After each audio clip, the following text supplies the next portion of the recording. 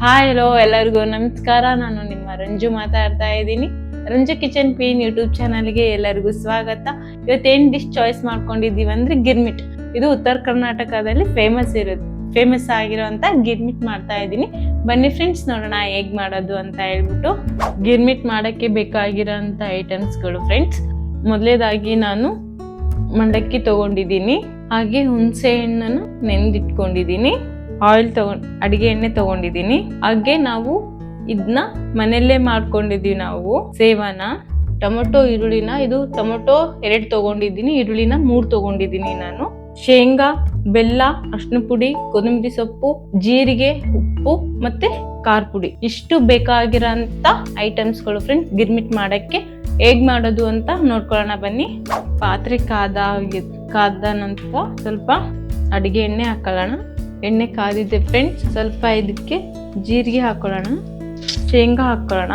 ಶೇಂಗಾ ಸ್ವಲ್ಪ brown colour ಬರೋವರೆಗೂ ಸ್ವಲ್ಪ ಫ್ರೈ ಮಾಡ್ಕೊಳ್ಳೋಣ. ನಾವು 1/4 ಟೀ ಸ್ಪೂನ್ ಅಷ್ಟು ಅರಿಶಿನ ಹಾಕೋಣ, 1 ಸ್ಪೂನ್ ಖಾರ ಹಾಕೊಳ್ಳೋಣ, 1.5 ಸ್ಪೂನ್ ಖಾರ ಹಾಕೊಳ್ಳೋಣ.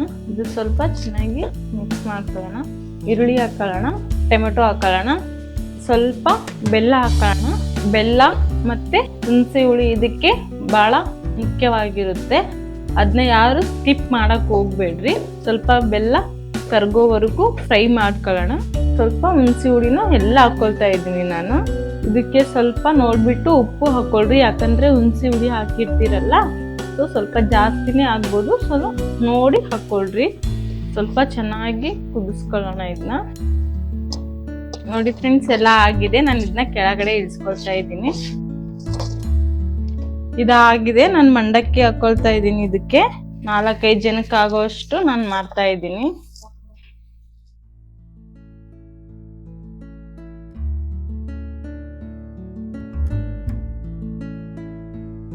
ಈರುಳ್ಳಿ ಹಾಕ್ತಾ ಇದ್ದೀನಿ, ನೆಕ್ಸ್ಟ್ ಟೊಮೊಟೊ ಹಾಕ್ತಾ ಇದ್ದೀನಿ. ಹಿಂಗೇನೆ ಹಸಿದೆ ಹಾಕೋಬೇಕಾಗುತ್ತೆ ಇದಕ್ಕೆ ನಾವು. ಸಾರಿ ಫ್ರೆಂಡ್ಸ್, ನಾನು ಅವಾಗಲೇ ಮಿಸ್ ಮಾಡಿದೆ. ಇದು ಪುಟಾಣಿ ಪೌಡ್ರು ಇವಾಗಲೇ ಹಾಕ್ತಾ ಇದ್ದೀನಿ. ಇದಕ್ಕೆ ಸ್ವಲ್ಪ ಹಾಕೊಳ್ಳೋಣ ನಾವು, ಅರ್ಧದಷ್ಟು. ನೆಕ್ಸ್ಟ್ ಕೊತ್ತಂಬರಿ ಹಾಕ್ತಾ ಇದ್ದೀನಿ ಇದಕ್ಕೆ.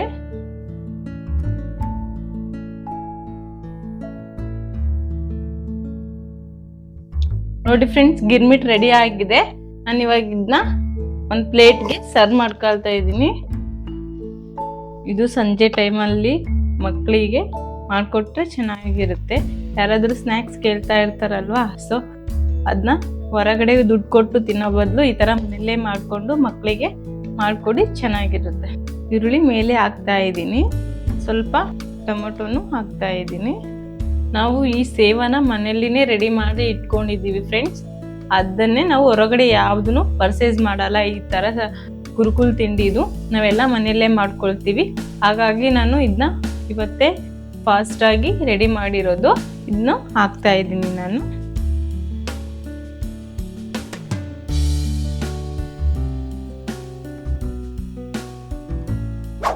ರುಚಿಯಾದ ಗಿರ್ಮಿಟ್ ರೆಡಿ ಆಗಿದೆ ಫ್ರೆಂಡ್ಸ್. ಹೇಗ್ ಮಾಡೋದು ಅಂತಾನು ಹೇಳ್ಕೊಟ್ಟಿದ್ದೀನಿ. ಈ ವಿಡಿಯೋ ನಿಮಗೆ ಇಷ್ಟ ಆದರೆ ಕಾಮೆಂಟ್ ಮಾಡಿ, ಶೇರ್ ಮಾಡಿ, ಲೈಕ್ ಮಾಡಿ, ಹಾಗೆ ಸಪೋರ್ಟ್ ಮಾಡಿ. Thank you all.